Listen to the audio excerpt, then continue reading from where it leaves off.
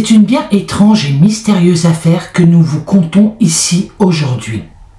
Une affaire dans laquelle un homme, apparemment sans histoire, un homme ordinaire, comme il y en a des millions autour de nous, disparaît et réapparaîtra plus tard, se disant victime d'une amnésie totale. L'histoire, qui se situe dans les années 50, serait banale et prêterait presque à sourire si elle ne se déroulait pas sur fond de guerre froide, Est-Ouest et d'espionnage. On aura effectivement bien du mal à identifier l'homme, à connaître un temps soit peu son passé et son parcours de vie, tant les méandres de l'espionnage, du secret et de l'histoire en général interfèrent allègrement dans ce récit. L'enquête administrative, finalement ouverte en 1955, après son interpellation pour tenter de l'identifier, de savoir d'où il venait, car on ne savait toujours rien de lui, et de savoir ce qu'il faisait en réalité, durera plus de 25 ans et rebondira 1000 fois. C'est l'histoire de N44, alias Karen Novak, telle du moins que les historiens nous la feront connaître. Revenons donc aujourd'hui avec les trop rares éléments dont nous disposons sur cette affaire étrange. Le secret défense étant passé par là, les quelques ouvrages parus, tous d'excellente facture et de qualité remarquable, et les quelques témoignages recueillis, les coupures de presse glanées ici et là, presque sous le manteau, pour tenter de comprendre où se trouve la vérité dans cette affaire anormale, qui a défrayé en son temps la une des journaux et enrichi les parties sombres de la guerre froide, qui avait suivi la fin de la Seconde Guerre mondiale.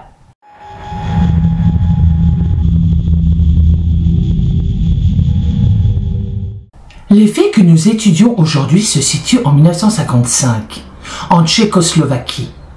Nous sommes donc au cœur de l'Europe continentale, celle qui a été tant marquée par les excès et la sauvagerie de la Seconde Guerre mondiale.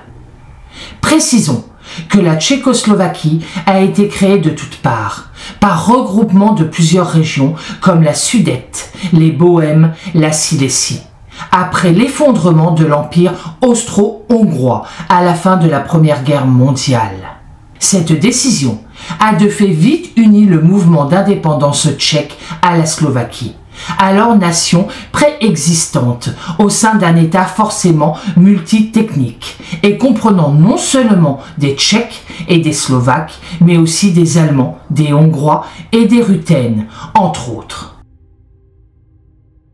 Un melting pot peut être, mais assurément aussi une poudrière. Et l'histoire nous le démontrera cruellement. Il est utile à ce stade de rappeler que ce pays, alors devenu brusquement un pays satellite de l'URSS, alors que rien auparavant ne l'y prédestinait, est placé derrière le rideau de fer depuis le coup de Prague, de février 1948 et qu'en 1955, date des faits étudiés ici, il est toujours encore dirigé d'une main de fer par un gouvernement et une administration qui sont entièrement à la main des Russes. Cela ne cessera qu'en 1989-1990, avec le démantèlement de l'Union soviétique. Pour faire court, disons que tout cela est le résultat inévitable et écrit d'avance, nous diront les historiens, des accords de Yalta, passés par les trois grands, Staline le russe, Roosevelt l'américain et Churchill le britannique, pendant la Seconde Guerre mondiale, pour présider déjà aux destinées de l'après-guerre. En fait, ils se partageaient sans scrupule aucun les zones d'influence du monde telles qu'ils le souhaitaient. C'était du jeudi 4 au jeudi 11 février 1945, alors que le régime nazi s'effondrait impitoyablement. En 1948, faisant suite à divers troubles qu'il juge fort opportunistes, le Parti communiste tchèque impose sa loi et sa dictature et de fait le pays passe sous le giron soviétique. La Tchécoslovaquie, petit pays de 15 millions d'habitants qui vivent sur 127 000 km², ne peut rien faire contre cet état de fait qui s'impose à elle. En interne de surcroît, et les Occidentaux, indécis, frileux, divisés, laissent faire. Voilà pour l'histoire. Comme pour donner raison à ses détracteurs, c'est en 1955 que la Tchécoslovaquie adhérera, comme d'autres nations le firent avant elle, au pacte de Varsovie, devenant ainsi officiellement un rempart soviétique contre l'OTAN, alors que la guerre froide éclatait entre les deux grands blocs Est et Ouest, représentés par la Russie et les États-Unis. Malgré la mort de Staline, 2 ans plus tôt, mort qui n'a rien arrangé en fait, tant les habitudes sont tenaces, sa présence et celle de l'Union soviétique pesaient lourd dans les pays voisins, derrière le mythique et tant craint rideau de fer. La dissidence y était considérée comme dangereuse, voire criminelle et donc condamnable. Ceux qui osaient sortir du rang étaient aussitôt emprisonnés, parfois envoyés dans des camps de travaux forcés. Des arrestations aléatoires étaient souvent pratiquées pour se soupçonner de posséder certains livres dits licencieux ou d'écouter des stations de radio de l'Occident, qualifiées d'impérialistes. Certaines institutions religieuses étaient également persécutées. Tous les médias étaient filtrés et censurés, et le mot reste faible, à travers le prisme soviétique. À cela s'ajoutaient d'autres facteurs de l'époque qui contribuaient à cette vie difficile, comme le rationnement alimentaire, post-guerre, toujours encore en cours, et les interminables files d'attente pour obtenir simplement du pain. Ne parlons même pas des médias, de la culture, du sport, des voyages, des loisirs, toute notion quasi inexistante.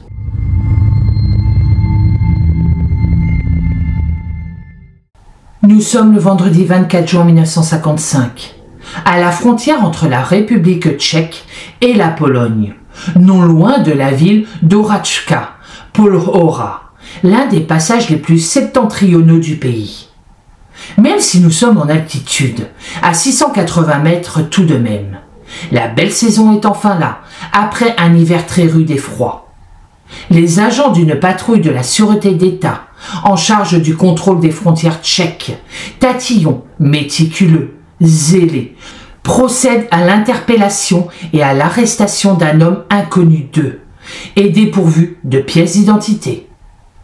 L'homme conduit à un poste frontière pour y être interrogé plus longuement, est certes porteur de quelques affaires personnelles, sans grande importance d'ailleurs, comme le révélera l'inventaire dressé. Un rasoir, un mouchoir, un couteau, une saucisse polonaise et du pain. Mais il ne peut exhiber aucun document officiel et il ne sait pas dire non plus, ou plutôt écrire ou montrer comment il s'appelle, d'où il vient, ni ce qu'il fait.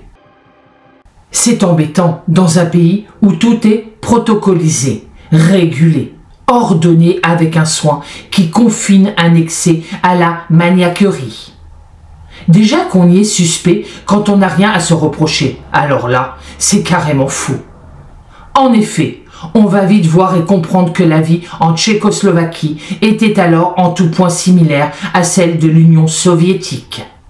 La sûreté d'État, omniprésente et toute puissante, disposait d'informateurs nombreux, partout présents, tout le temps actifs, et chacun s'auto-censurait de peur d'être dénoncé. Comme les agents de la sûreté d'État savent qu'ils n'en tireront rien, s'agissant peut-être d'un ressortissant polonais entré illégalement en Tchécoslovaquie, il est finalement transféré à la direction régionale du ministère de l'Intérieur à Žilina.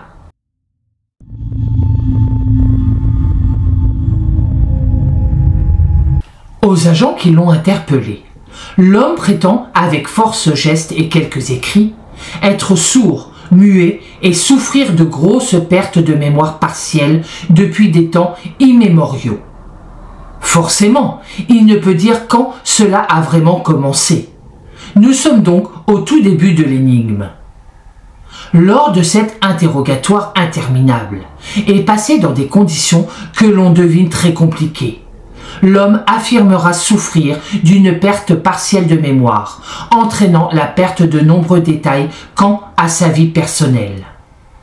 Parmi les rares informations personnelles dont il se souvient encore, il déclare aux autorités officielles qu'il s'appellerait Karel Novák, qu'il était né en 1934 à Radhoť, un petit village du nord-est du pays, et qu'il était sourd-muet depuis sa naissance. Toujours par écrit, il racontera aux autorités que ses parents et lui avaient été déportés de Tchécoslovaquie en Autriche pendant l'occupation nazie entre 1941 et 1942.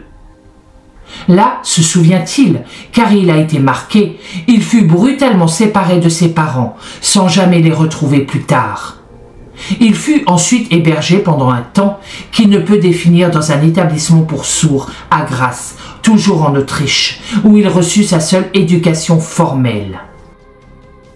Il affirme y être resté jusqu'à la fin de la guerre, mais dira aussi que c'était jusqu'en 1947, date à laquelle il fut envoyé à Vienne, en Autriche.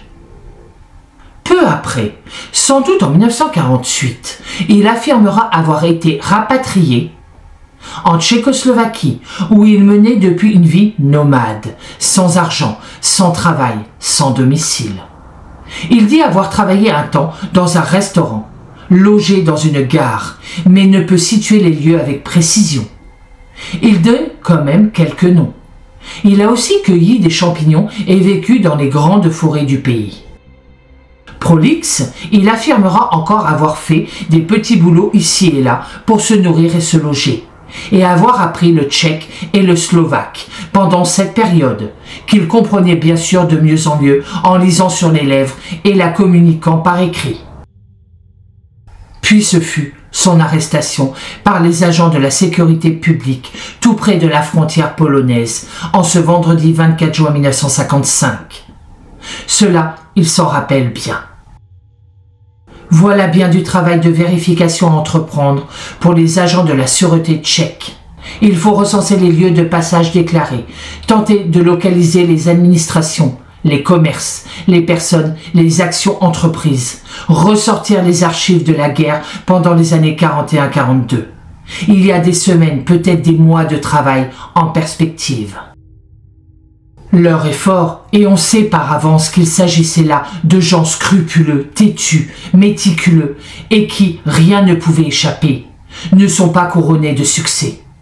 Les agents de la sûreté d'État ne trouveront finalement personne dans les villes et les villages que l'homme prétendait avoir traversés, qui se souviennent de lui, qui lui ait parlé ou qui l'ait hébergé. Sur les registres d'état civil, il n'existait aucune trace non plus de sa naissance à Radhoť, ni de son séjour à l'Institut pour sourds de Graz. Comme indiqué malgré ses souvenirs de certains médecins qu'il décrit et nomme, aucun de ces hommes de science ne parvenait à se souvenir de lui. Pour couronner le tout, il semblait avoir une connaissance ténue des lieux où il prétendait s'être rendu, mais certaines des informations qu'il avait fournies semblaient erronées ou datant de fort longtemps, souvent d'avant la guerre. Pourtant, au cours de ses interrogatoires répétés, cet homme, se faisant toujours appeler Karel Novák, est resté fidèle à sa version des faits, affirmant que les détails qu'il avait relatés étaient la version la plus fidèle des événements qu'il avait pu rassembler dans sa mémoire perturbée. Disons ici, avec beaucoup de modestie et de retenue, que les connaissances de la science en matière d'amnésie et de perte de mémoire n'étaient pas encore très avancées en ces temps-là, sauf pour certaines pathologies liées à la guerre et à ses incidences qu'on ne savait pas bien expliquer, mais qu'on tentait tout de même de soigner au mieux. Alors que les responsables des services de sécurité de l'État tentaient d'examiner les déclarations qui leur avaient faites et de les vérifier, Karel Novák a été soumis dans le même temps à des multiples examens médicaux pour tenter de déterminer la véracité de ses déclarations quant à son état de sourd-muet dès sa naissance. Les résultats vont être déroutants. C'est le moins que l'on puisse dire et en retenir. Le premier de ces examens eut lieu le lundi 27 juin 1955 à l'Institut régional de santé publique de Žilina, réputé pour son sérieux et ses performances médicales. Les médecins ne parvinrent cependant pas à déterminer s'il entendait ou non. Ils constatèrent cependant que sa langue était encore attachée à son palais, ce qui signifiait qu'il était capable de produire des sons, mais qu'il ne le faisait jamais.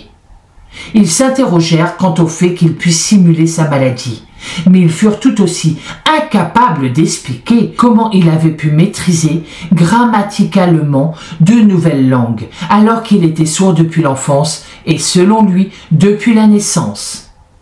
En 2025, ces résultats seraient scientifiquement contestés, mais en 1955, ils avaient valeur d'approbation. Une commission médicale composée de 3 membres a procédé à un examen similaire 4 mois plus tard, en octobre 1955, et n'a pas non plus pu confirmer ou infirmer l'existence d'une affection médicale à l'origine de sa surdité-mutité. Cependant, d'après leur observation, ils ont jugé hautement improbable que l'homme simulait en permanence.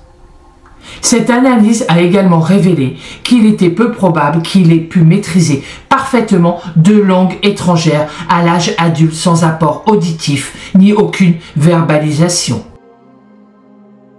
Des analyses ultérieures effectuées par des médecins et des chercheurs ont montré qu'il était sans nul doute peu probable qu'il ait inventé cette pathologie. Mais un rapport de l'Institut de Prague pour les personnes sourdes relate ceci en conclusion. Je cite: « Le sujet présente non seulement une intelligence supérieure à la moyenne, mais aussi un niveau d'éducation exceptionnel, ce qui contredit formellement son affirmation selon laquelle il est sourd et non verbal depuis l'enfance. » À cet égard, ses compétences en langue des signes étaient plutôt rudimentaires, ce qui indique qu'il n'avait évidemment pas signé depuis l'enfance. Sur cette base, les médecins supposèrent donc que sa surdité-mutité aurait été causée plus tard, peut-être par un trouble mental ou une blessure psychologique sévère. C'est pourquoi ils recommandent le placement de Karel Novák en établissement psychiatrique pour une durée indéterminée afin de clarifier son identité et son passé. C'est quand même inquiétant quand on ne prévoit aucune issue concrète et rapide. Alors, qui donc est cet homme mystérieux que les gardes-frontières ont intercepté? Une piste pour identification va apparaître dans les années qui suivirent.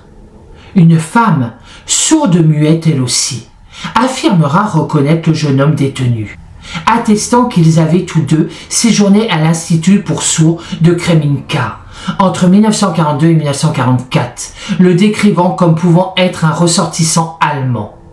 Malgré cette piste a priori prometteuse, les enquêteurs n'ont pas pu confirmer la véracité de ces propos, par manque de témoins et manque d'archives, la plupart ayant été détruites ou enlevées pendant la guerre.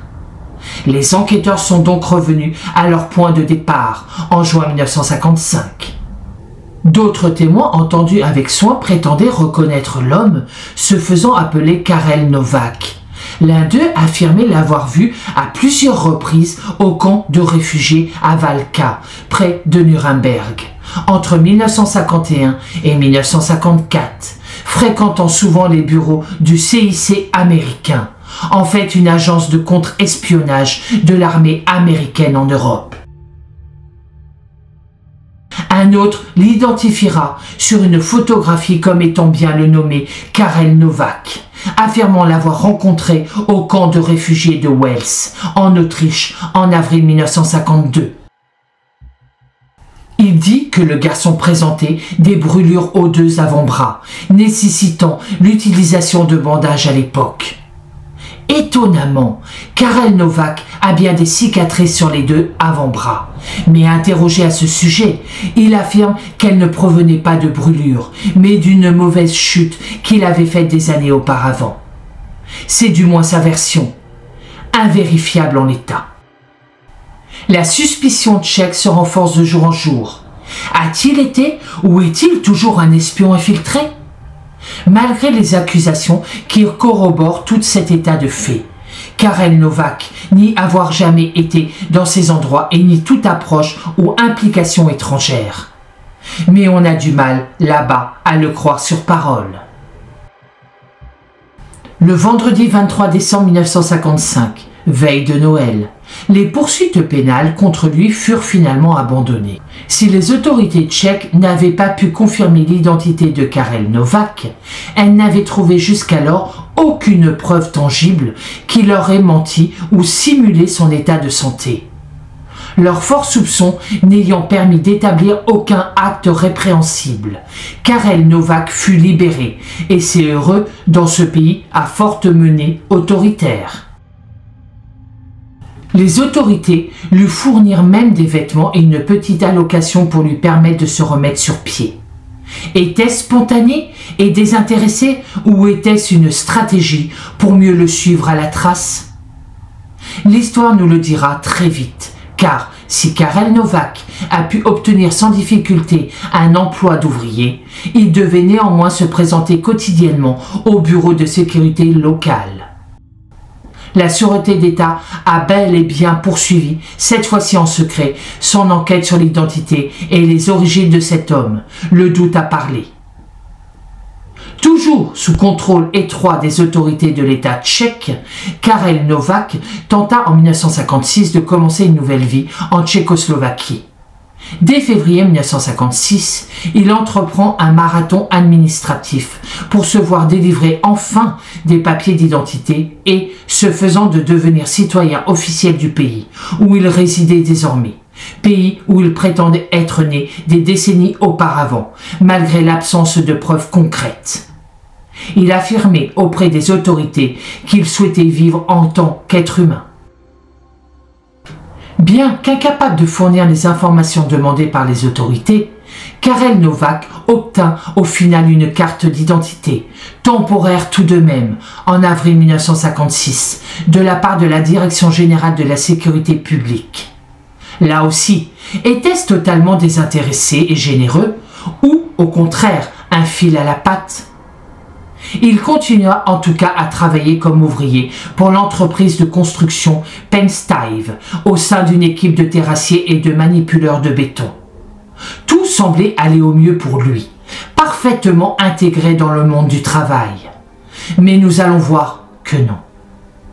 À peine quelques mois plus tard, nous sommes alors au cœur de l'été, août 1956. Frantin Stenk Vence, l'un de ses collègues manouvriers, ira se présenter aux autorités avec de nouvelles informations jugées troublantes qu'il doit absolument leur livrer. Tiens donc, Vence racontera que devenu bon ami, Karel Novák, et lui, il a vite soupçonné ce dernier de simuler sa surdité et son impossibilité de parler. Et pour lui, d'évidence, cela cachait autre chose. Sympa l'ami quand même. Bien sûr, cela suffira amplement aux autorités, qui cherchaient toujours sans relâche la moindre preuve que Karel Novák simulait son handicap depuis son arrestation, plus d'1 an auparavant. Circonstance aggravante révélée par Frantis Steng, Vence soi-disant collègue et ami. Karel Novák lui avait avoué qu'il simulait bel et bien, avec une dextérité rare selon lui, son handicap depuis le début. De plus, il affirmait que Karel Novák parlait et comprenait le tchèque et le slovaque, et parlait couramment le polonais, l'allemand, le français, l'anglais et partiellement l'italien. L'homme, selon lui, n'était ni sourd ni muet. Cela ressemble fort à un espion. Vence, particulièrement bavard, communiquera également aux autorités certaines informations obtenues, toujours selon ses dires, de Karel Novák, notamment son âge, ce que les enquêteurs soupçonnaient depuis le début. L'homme non identifié qui avait été appréhendé l'année précédente était vraisemblablement plus âgé que les 21 ans qu'il prétendait avoir. Vance a également affirmé que Karel Novak était le fils du prince héritier Otto de Habsbourg, élevé dans une propriété en Pologne un peu avant la guerre.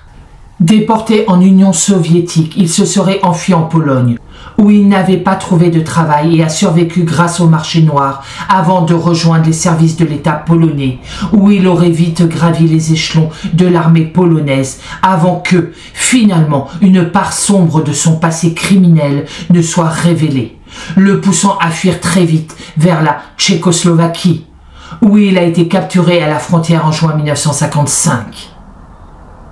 Mais l'histoire, un peu surprenante de notre homme, va encore rebondir. Et d'une drôle de façon. Alors que les enquêteurs commençaient à examiner ces allégations rapportées par son ancien ami et collègue de travail, difficile à prouver, ils furent plus que surpris, et le terme est faible, de constater que Karel Novak parlait et entendait désormais sans problème. Sans vergogne, il affirmera avoir été victime d'un accident de voiture à Prague. Accident au cours duquel il aurait reçu une décharge électrique qui, selon lui aurait permis de retrouver instantanément la capacité de parler et d'entendre. Il se disait guéri. Cela surprend tout le monde. Qui est en fait cet homme? Un comédien hors pair? Un espion redoutable? Quelqu'un qui ne jouit pas de toutes ses facultés mentales et s'amuse allègrement. Ne croyant guère au miracle médical, ce en quoi on peut les comprendre, les agents de la sûreté d'État étaient visiblement assez sceptiques. Ils émettent ouvertement désormais l'hypothèse que Karel Novak est un agent clandestin cherchant à s'intégrer à la société tchécoslovaque pour mieux l'espionner. Les autorités continuent donc d'enquêter sur le passé et maintenant le présent trouble de Karel Novak. En 1957, il adhère au Parti communiste tchécoslovaque et est admis au service militaire obligatoire. Et là encore, il va se révéler être un sujet tout à fait à part. En effet, durant cette période militaire de base, Karel Novak fera preuve d'une connaissance exceptionnelle des règlements et procédures militaires, manie très bien les armes, matière où il démontre même une certaine adresse. Tiens, cela sonne encore avec de l'espionnage. Finalement admis comme sous-officier dans un pays où la sélection est redoutable et impitoyable, certains hauts responsables commencent à spéculer sérieusement sur une expérience militaire antérieure, ce que la sûreté d'État soupçonnait déjà, mais sans preuve. Et c'est le mardi 6 mai 1958 que l'unité de contre-espionnage militaire du pays, le VKR, ouvrit officiellement un dossier de surveillance sur Karel Novak sous le nom de code N44. On n'est jamais trop prudent. Dans les mois qui suivirent, Novak fut étroitement surveillé. On espérait ainsi obtenir des preuves permettant de l'identifier dans un premier temps et de le confondre dans un second temps. Lors de ces surveillances, on le vit effectivement photographier des chars et des terrains d'entraînement militaire, et il semblait s'intéresser aux nouvelles installations, spéculant sur leurs fonctions défensives. Le VKR le maintient donc sous surveillance étroite, les soupçons s'accumulant davantage encore à son sujet. Cependant, plus Karel Novak, libéré de ses obligations militaires en 1955, insistait pour obtenir des documents officiels, plus les services de sécurité de l'État devenaient sceptiques quant à son intention. On le fait patienter. À mesure que l'enquête sur les origines de Karel Novak s'élargissait, son dossier des services de renseignement militaire fut inclus dans une enquête à visée nationale, visant les agents illégaux, car on pensait qu'il n'était pas le seul dans ce cas précis. Né des soupçons grandissants et permanents, né de la guerre froide qui entourait alors tous les pays du bloc soviétique, cette enquête était résolument axée sur la découverte quasi obligatoire de dissidents ou de personnes de peu de confiance, ayant forcément des liens avec l'Occident, et les origines mystérieuses de Karel Novak en faisaient bien sûr une cible de tout premier choix. Alors, les forces de sécurité vont intensifier leurs méthodes d'enquête, utilisant non seulement des informateurs tenus au secret pour obtenir des informations sur Karel Novak, mais aussi des écoutes téléphoniques et la consultation systématique de son courrier. Désormais, au vu de son dossier déjà bien garni, elle le soupçonnait en effet de dissimuler des sentiments anticommunistes et d'écouter illégalement des émissions de radio occidentales. Depuis, elles ont également localisé d'autres témoins affirmant reconnaître Karel Novak comme un homme qu'ils auraient rencontré dans un camp de réfugiés autrichiens entre 1952 et 1955, le reliant ainsi au service de renseignement britannique. Ce soupçon a apparemment suffi aux forces de sécurité pour arrêter à nouveau Karel Novak, le placer cette fois-ci en détention provisoire au département d'enquête du ministère de l'Intérieur. Son passé et son identité ne leur semblent pas aussi innocents que l'homme le prétendait. Et n'oublions pas que nous sommes alors dans un pays à obédience communiste. Les interrogatoires auxquels il est soumis sont longs et fatigants. On utilise les amphétamines pour tenter de réduire le self-control. Karel Novak arrive à se maîtriser, mais ne s'accrochait plus aux mêmes détails qu'auparavant, comme sa naissance en Tchécoslovaquie en 1934. Il insiste sur le fait qu'il ignorait sa véritable identité, se contentant d'affirmer avoir été séparé de ses parents durant son enfance et avoir séjourné dans un institut pour sourds-muets avant de retourner en Tchécoslovaquie. Pendant un certain temps, des tentatives ont même été faites pour l'identifier comme pouvant être un adolescent polonais disparu pendant l'Holocauste, mais sans succès. Rien ne vient étayer cette supposition, surtout pas lui, alors on va chercher encore et toujours. En 1961, les médecins de l'Institut des sourds de Prague, interrogés, ont évalué Karel Novak. Et le premier rapport, rédigé par le docteur František Stron, directeur de l'Institut, disait à son propos, je le cite, « Le sujet parle couramment plusieurs langues. Son vocabulaire, sa structure des phrases et sa capacité à réfléchir rapidement rendent impossible qu'il ait appris ces langues seulement après 1956, date à laquelle il aurait recouvré inopinément l'ouïe. Sa capacité à lire sur les lèvres est très avancée. Son affirmation selon laquelle il aurait appris le tchèque en lisant les journaux est hautement improbable, compte tenu de sa grammaire et de sa prononciation parfaite. Même une surdité infantile, temporaire, aurait laissé des séquelles durables qui l'empêcheraient d'acquérir plusieurs langues à ce niveau. Voilà qui a le mérite d'être très clair. L'homme simule donc, cela ne fait aucun doute, au dire des médecins. Un second rapport, déposé en août de la même année, concluait que les organes auditifs et vocaux de Novak étaient normaux et qu'il n'existait aucune explication médicale à sa prétendue perte auditive, pas plus qu'à sa guérison ultérieure.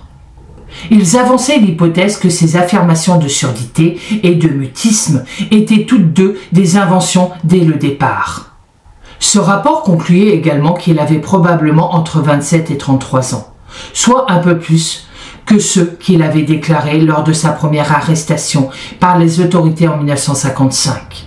Et d'après son écriture et son élocution, il était probablement originaire d'une région frontalière russo-polonaise, puisqu'il substituait souvent des sons différents de la langue tchèque, notamment les H et les CH.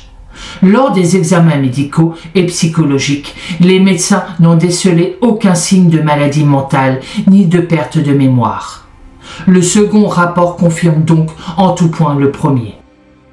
Dès lors, le département des enquêtes du ministère de l'Intérieur tchèque recommande d'engager des poursuites pour violation des droits des étrangers et espionnage, invoquant des prétendues préoccupations en matière de sécurité nationale courantes dans ces pays fermés.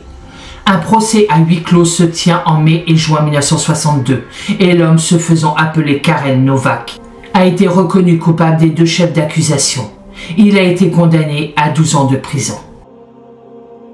Il passe donc plusieurs années à l'établissement correctionnel de Val-d'Is, où il acquit la réputation d'un détenu discret et généralement réservé.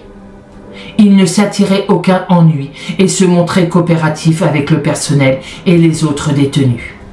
Il reste gratifié d'une intelligence exceptionnelle, et les autres détenus se souvenaient de ses vastes connaissances dans presque tous les domaines, comme la philosophie, la musique, la géographie, les arts martiaux, la psychologie, les mathématiques, l'économie, la stratégie militaire, la médecine, etc.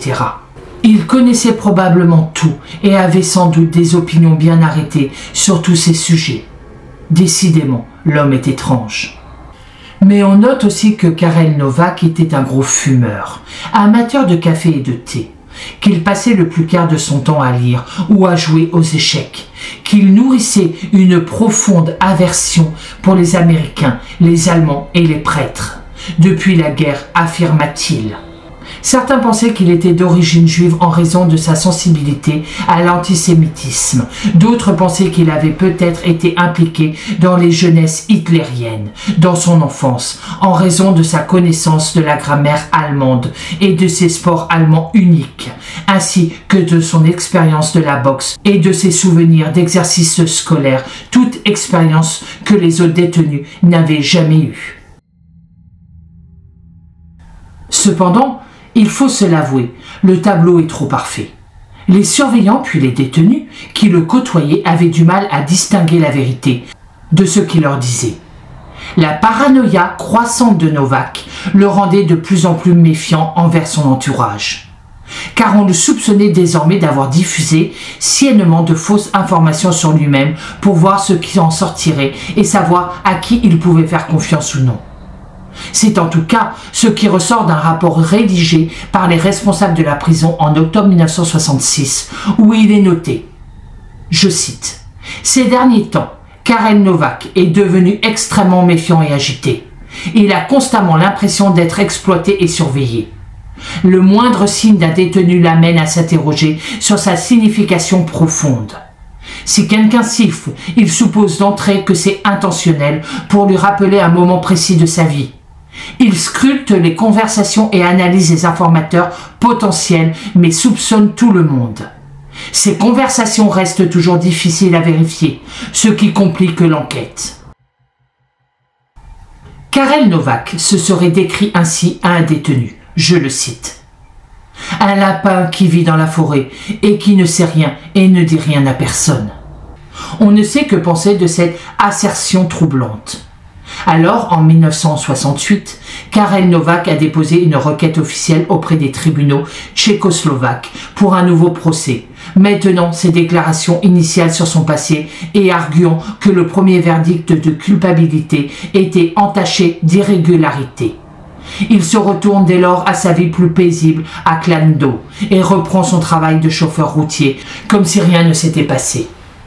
Très étonnamment, et cela mérite d'être souligné dans un pays quand même très fermé, une formation spéciale du tribunal régional de Prague lui a donné raison, annulant la condamnation initiale en 1969 et l'acquittant des chefs d'espionnage et d'usurpation d'identité. Dans ses conclusions, le tribunal a estimé que le seul fait admis par les nombreux témoins de l'accusation était que Karel Novák avait, à un moment donné, séjourné dans un camp de réfugiés, ce qui ne justifiait en soi aucun des chefs d'accusation. Les juges ont également souligné qu'il n'existait aucune preuve formelle versée au dossier d'accusation, qu'il ait travaillé pour un service de renseignement étranger. Jamais, en effet, le lien n'a pu être établi ou prouvé. Enfin, le tribunal tchèque a souligné que son identité inconnue et sa surdité mutité étaient certes suspectes, mais n'étaient pas illégales en soi. D'autant plus que les autorités n'avaient pas été en mesure de déterminer qu'il avait menti sur son identité ou sa pathologie. C'est sévère et inédit pour les autorités du pays. Mais c'eût été trop beau si tout s'était fini ainsi. Car malheureusement pour lui, la Tchécoslovaquie entrait dès les années 1970 dans une période dite de normalisation, marquée par la mainmise plus forte des intérêts soviétiques sur le pays tout entier. De ce fait, l'activité policière s'intensifia à un niveau jamais vu depuis des années, et toute personne perçue comme une menace potentielle était prise pour cible. Karel Novak, déjà habitué à une surveillance constante, se retrouva une fois de plus sous les feux des projecteurs d'un appareil d'État déterminé à prouver qu'il était un imposteur et fustigeant les précédentes enquêtes. Incapable de démontrer quoi que ce soit, le ton est donné. En 1971, son acquittement prononcé 2 ans auparavant est annulé, ce qui marque le mépris des décisions de justice dans ce pays totalitariste. Karel Novak fut alors condamné à purger le reste de sa peine initiale, soit 9 mois et 15 jours. Il s'exécuta bien malgré lui et obtient sa libération officielle en avril 1972. Enfin, se dit-il. Mais non, car malgré cela, la direction du ministère de l'Intérieur poursuivit, telle une Arlésienne, son enquête administrative sur lui et ses origines, jusqu'en 1973, où il fut recommandé de classer l'affaire enfin sans suite. C'est ce qui interviendra officiellement en août 1974, lorsque le dossier N44, initialement créé par les services de renseignement militaire et désormais supervisé par la Sûreté d'État, fut finalement clos. Malgré cela, Novak resta sous surveillance passive et discrète jusqu'à la fin de ses jours. Là-bas, on ne lâche pas une proie aussi facilement. Durant les années qui suivirent, Karel Novak continua de mener une vie plus tranquille et recluse. Il travaillait et ne semblait pas se mêler de politique ou d'agitation. Cependant, cela ne signifiait pas que les autorités en avaient fini avec lui. En 1979, à la surprise de tout le monde, il faut bien le reconnaître, Karel Novak fut lié à un groupe terroriste tchèque qui menaçait de faire sauter un pont stratégique si un allié politique n'était pas libéré de prison. De nombreuses maisons de ce groupe furent perquisitionnées et ses membres arrêtés. Mais Karel Novak ne fut néanmoins pas placé en détention. Mais il est à nouveau ciblé et se retrouve dans le collimateur des autorités. En 1981, la sécurité d'État ouvre pour la 1e fois une enquête administrative directe sur ses origines et son passé, estimant qu'il était toujours un agent illégal, agissant pour le compte d'une puissance étrangère. Tout au long de cette année, elle échafauda de nouvelles théories, intéressantes pour elle, certes, mais jamais fondées. Certains enquêteurs disaient que Karel Novak leur filait entre les doigts comme les anguilles. Cela resta une appréciation très personnelle, bien sûr. Mais avant qu'elle puisse officiellement avancer et investiguer plus en avant, une nouvelle fois, le destin va s'en mêler. Le mercredi 18 novembre 1981, un corps identifié comme pouvant être celui de Karel Novak fut retrouvé au domicile de 2 de ses amis proches, Jora Lane et Marie Martinek. La cause de son décès n'étant pas immédiatement connue et évidente, une autopsie médico-légale et une enquête approfondie furent ordonnées par le tribunal territorialement compétent. Les autorités médicales saisies finiront par déterminer que l'homme mystérieux, le supposé Karel Novak, donc, était mort d'une insuffisance cardiaque due à un infarctus du myocarde, en fait une classique crise cardiaque. Ce faisant, il emporta définitivement avec lui tous les secrets qu'il possédait encore avec lui. Lorsque les autorités ont perquisitionné l'appartement de Karel Novak, elles ont découvert que les lieux semblaient déjà avoir été fouillés. L'identité de l'auteur de cette perquisition non déclarée reste un mystère à ce jour, mais il ne semble pas le fait de quelqu'un de l'administration centrale tchèque. Alors, une puissance étrangère ? À l'intérieur du domicile, les autorités tchèques, malgré le zèle déployé, n'ont rien trouvé de suspect. Aucune trace de messages secrets, de coups de téléphone notés, ni rien de ce genre. Rien non plus ne prouvait qu'il avait illégalement modifié sa radio, qui fut démontée et décortiquée pour capter les fréquences occidentales, ce dont les autorités le soupçonnaient depuis longtemps. L'enquête administrative relative à la vie de Karel Novak a révélé que son entourage le décrivait comme un homme calme et travailleur, mais paranoïaque et méfiant, ce que l'on savait déjà de ses connaissances et fréquentations antérieures. En raison du retentissement de son histoire pour le moins originale, qui avait depuis été adaptée en émissions spéciales et plusieurs longs métrages, il s'était fait connaître dans la région sous le nom de Karel l'espion, comme beaucoup soupçonnaient d'ailleurs. Malgré un revenu plutôt confortable, il vivait dans une misère générale. Un 2 pièces, une vieille voiture et très peu d'économies en banque.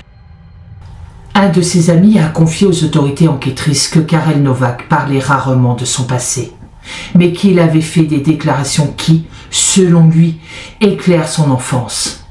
Il aurait raconté des souvenirs de baignade dans une piscine en roche volcanique, rouge à l'école, et aurait été hanté par le visage d'un officier de la Gestapo qui avait tué ses parents, dont il pensait encore qu'il vivait en Autriche. Sur la base de ces déclarations vagues, ses amis pensaient qu'il avait difficilement survécu à la Seconde Guerre mondiale et qu'il avait ensuite vécu à Vienne, où il jouait aux cartes pour gagner un peu d'argent. Cette période aurait précédé son arrivée en Tchécoslovaquie.